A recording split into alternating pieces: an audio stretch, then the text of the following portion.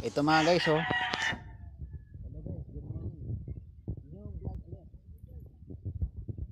Ito mga ka-vloggers natin, ito mga kapul.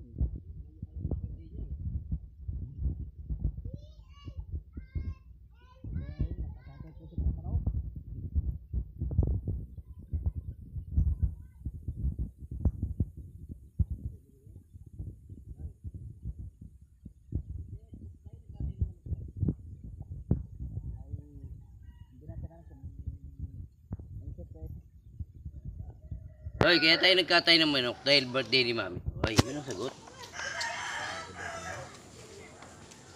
Isip ko nagpalot sa puko ng aso. Nakarecord ka pa din. Ayos. Pag ito once na pag ito na ano na to sa YouTube nito. Doon sa boardwood. Tuwa pa nga nakarecord. Pag ito na ano sa YouTube nito, ayun. Yari. Ito ang mga kasama ni Kapol Arcel, si Kap Bossing, Efren at assistant si Kuya Edwin. Matuto sa mga ganyan. Kaya nga vloggers eh. Ano na?